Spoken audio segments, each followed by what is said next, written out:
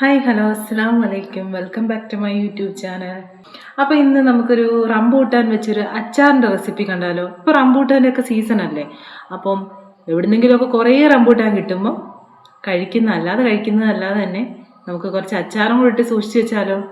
അപ്പം നമുക്ക് ബിരിയാണിയുടെ കൂടെയും അല്ലാതെ നമുക്ക് വെള്ളച്ചോറിൻ്റെ കൂടെയൊക്കെ കഴിക്കാനായിട്ട് നമുക്കൊരു ടേസ്റ്റി ആയിട്ടുള്ളൊരു അച്ചാറിൻ്റെ റെസിപ്പി കാണാം. അപ്പോൾ വീഡിയോയിലോട്ട് പോയാലോ. അച്ചാർ ഉണ്ടാക്കാനായി നമുക്ക് പാനിലേക്ക് നല്ലെണ്ണ ചേർത്ത് കൊടുക്കാം. എണ്ണ ചൂടായി വരുമ്പോൾ അതിലേക്ക് നമുക്ക് കടുകും ഉലുവയും കൂടി ചേർത്ത് കൊടുക്കാം. ഇനി ഇതിലേക്ക് ചതച്ച് വെച്ച ഇഞ്ചി വെളുത്തുള്ളി പേസ്റ്റ് നമുക്ക് ഇട്ട് കൊടുക്കാം.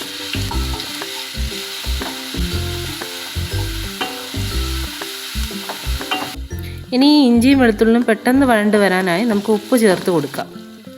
ഇനി ഇതിലേക്ക് 2 വറ്റൽ മുളകും ചേർത്ത് കൊടുക്കാം. ഇനി ഇതിലേക്ക് പച്ചമുളക് ചെറുതായി അരിഞ്ഞതും കറിവേപ്പിലയും കൂടി ചേർത്ത് ഇളക്കി കൊടുക്കാം. ഇനി ഇതെല്ലാം മൂത്ത് വരുമ്പോൾ അതിലേക്ക് മുളക് പൊടിയും മഞ്ഞൾപ്പൊടിയും ചേർത്ത് കൊടുത്ത് നമുക്ക് ഇളക്കി കൊടുക്കാം. ലോ ഫ്ലെയിമിൽ ഇട്ടിട്ട് വേണം പൊടികളെല്ലാം ചേർക്കാൻ, ഇല്ലെങ്കിൽ കരിഞ്ഞു പോകും. ഇനി ഇതിലേക്ക് കായപ്പൊടി ചേർത്ത് കൊടുക്കാം. ഇനി ഇതിലേക്ക് വിനാഗിരി ചേർത്ത് കൊടുക്കാം.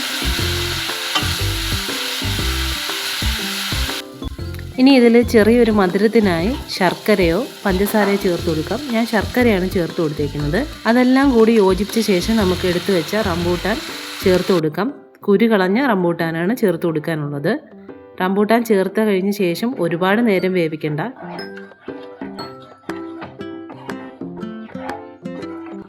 ഇതുപോലെ തിള വന്നു കഴിഞ്ഞാൽ നമുക്ക് സ്റ്റൗ ഓഫ് ചെയ്യാം. ഇനി നമുക്കിത് തണുക്കാനായി മാറ്റി വയ്ക്കാം. അച്ചാർ തണുത്ത ശേഷം നമുക്ക് ചില്ല് ബോട്ടിലായി സ്റ്റോർ ചെയ്ത് വെക്കാം. ഇത് 2-3 ദിവസം കഴിഞ്ഞ് യൂസ് ചെയ്യുമ്പോഴായിരിക്കും കൂടുതൽ ടേസ്റ്റി ആവുന്നത്. അപ്പോൾ ഉപയോഗിച്ച സാധനങ്ങളുടെ എല്ലാം അളവുകൾ ഞാൻ ഡിസ്ക്രിപ്ഷൻ ബോക്സിൽ കൊടുത്തിട്ടുണ്ട്. അപ്പോൾ നല്ല ഈസി ആയിട്ടുള്ള ഒരു റംബൂട്ടാൻ വെച്ചുള്ള അച്ചാറിൻ്റെ റെസിപ്പി കണ്ടില്ലേ. അപ്പോൾ എല്ലാവരും ഇത് ട്രൈ ചെയ്ത് നോക്കിയിട്ട് എൻ്റെ ഫീഡ്ബാക്ക് കമൻറ്റിൽ അറിയിക്കണം.